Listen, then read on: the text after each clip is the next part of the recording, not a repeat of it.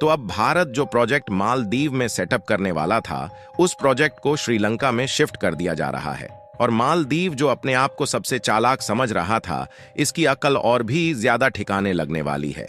आपको बता दें कि भारत सरकार अपने पड़ोसी वाले देशों के लिए फॉरेन इन्वेस्टमेंट के लिए पहले से ही प्लान तैयार करके रखती है, जिसमें से कुछ प्रोजेक्ट भारत मालदीव में सेटअप करने वाला था, जिससे मालदीव की अर्थव्यवस्था में काफी बड़ा लाभ होने वाला था।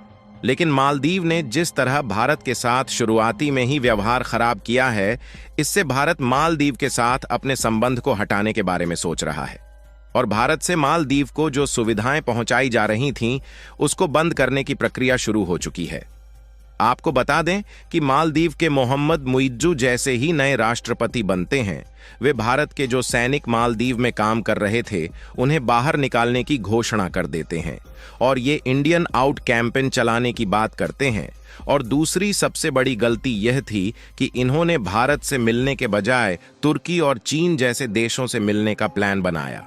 और हाल ही में 2 दिनों पहले मालदीव के राष्ट्रपति मोहम्मद मुइज्जू चीन के दौरे पर गए हुए थे और चीन मालदीव की मदद करने के लिए तैयार हो गया है, जिससे मालदीव की जो भारत पर निर्भरता थी, वह पूरी तरह से खत्म की जा सके।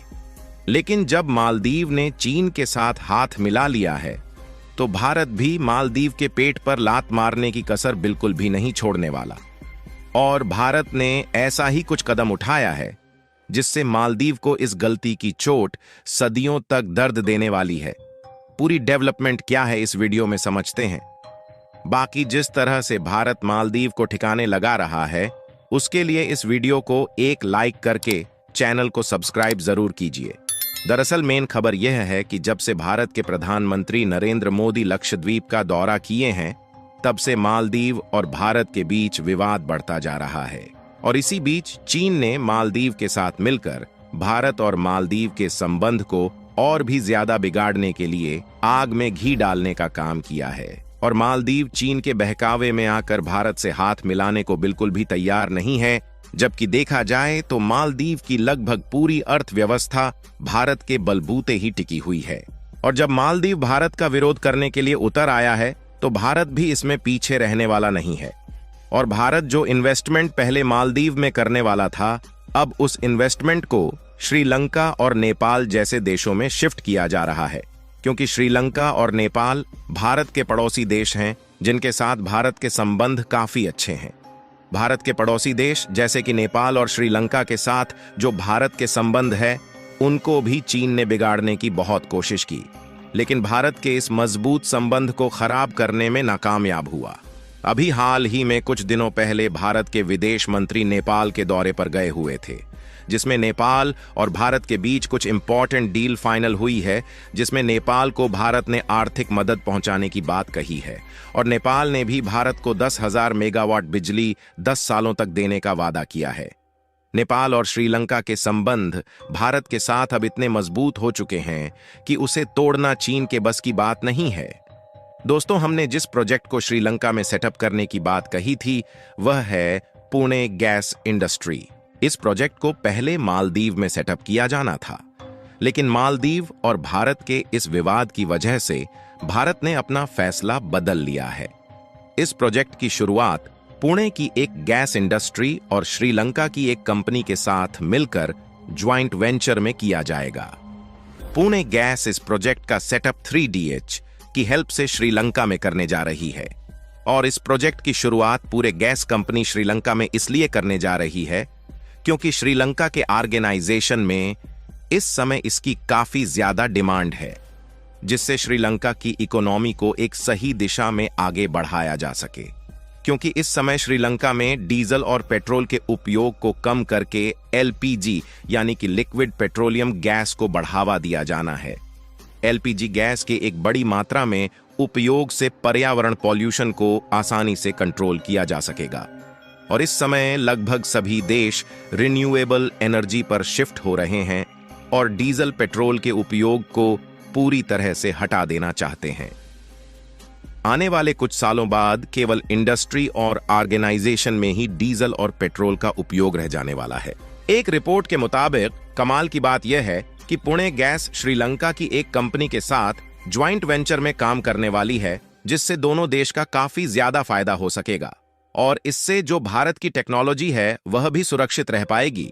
साथ ही पुणे गैस अपनी इंडस्ट्री को एक बड़े लेवल तक एक्सपेंड कर पाएगी। इसके लिए पुणे गैस श्रीलंका के साथ मिलकर एक बड़ा इंफ्रास्ट्रक्चर तैयार करने वाली है। यानी कि कुल मिलाकर भारत मालदीव से पूरी तरह रिलेशन को खत्म करने की तैयारी शुरू कर चुका है और इसका जो नुकसान है वह मालदीव को ही झेलना पड़ेगा। और जिस तरह चीन मालदीव को लालच देकर उसकी मदद करने के लिए तैयार हुआ है, उससे मालदीव और भी कर्ज में डूबता चला जाएगा। खैर, अभी तक भारत हर कठिन परिस्थिति में मालदीव की मदद करता आया है, जिससे मालदीव को कभी भी छोटा देश होने का एहसास नहीं हुआ और भारत के टूरिस्ट एक बड़ी मात्रा में मालदीव घूमने के लिए जाते थे, जिससे मालदीव की अर्थव्यवस्था एस्टेब्लिश बनी हुई थी। अगर 2023 के डाटा को देखा जाए तो लगभग 2 लाख टूरिस्ट भारत से मालदीव छुट्टी बिताने के लिए गए थे और इन टूरिस्ट की संख्या मालदीव की कुल आबादी का लगभग आधा है। इसके अलावा भी मालदीव को खाने पीने के सभी आइटम समेत टेक्सटाइल प्रोडक्ट भी भारत ही एक्सपोर्ट करता था। हालांकि इसमें चीन का भी योगदान था, लेकिन मालदीव को इसकी हाई कास्ट चुकानी पड़ती थी और चीन से जो टूरिस्ट मालदीव आते थे उनकी संख्या भी भारतीय टूरिस्ट की अपेक्षा बहुत ही कम थी। यानी कि जो मोटा मोटा फायदा होता था मालदीव को, वह केवल भारत से ही होता था। यहां तक कि मालदीव अभी भारत से कर्जदार है, लेकिन अब मालदीव ने चीन के साथ हाथ मिलाकर अपने ही पैरों पर कुल्हाड़ी मार ली है और जो मालदीव की बनी बनाई अर्थव्यवस्था थी उसको भी मिटाने की तैयारी खुद मालदीव के राष्ट्रपति ने शुरू कर दी है। श्रीलंका में पुणे गैस के प्रोजेक्ट को शिफ्ट करके केवल भारत ने मालदीव के खिलाफ पहला कदम उठाया है और न जाने कितने प्रोजेक्ट मालदीव की बजाय अन्य देशों में शिफ्ट किए जाएंगे। और भारत के जो टूरिस्ट मालदीव घूमने के लिए जाते थे उन्होंने भी एयर टिकट और होटल्स की बुकिंग को कैंसिल कर दिया है और लक्षद्वीप की बुकिंग इतनी तेजी के साथ हो रही है कि इसका योगदान भारत की इकोनॉमी में एक बहुत बड़ा प्रभाव डालने वाला है। और हमारे लिए खुशखबरी की बात यह है कि 2024 के लिए लक्षद्वीप की बुकिंग लगभग पूरी तरह से फुल हो चुकी है और टाटा ग्रुप ने लक्षद्वीप में 2 ताज होटल बनाने की तैयारी भी शुरू कर दिया है। हालांकि ऑलमोस्ट इसे पूरी तरह से कंप्लीट होने में 2 साल का समय लगने वाला है।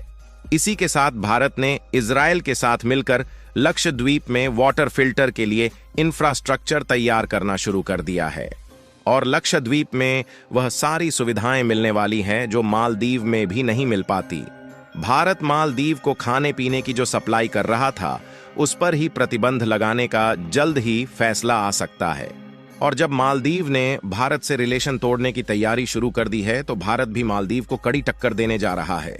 बाकी आपको क्या लगता है, ये प्रोजेक्ट भारत ने श्रीलंका में भेजकर सही किया या नहीं? अपनी राय कमेंट में जरूर बताएं और भारत के इस नए कदम के लिए इस वीडियो को एक लाइक जरूर कीजिएगा। इस वीडियो को अपने मित्रों तक शेयर करें ताकि उन्हें भी जानकारी मिल सके। साथ ही चैनल को सब्सक्राइब करके बेल नोटिफिकेशन को ऑल पर जरूर रखें। जय श्री राम।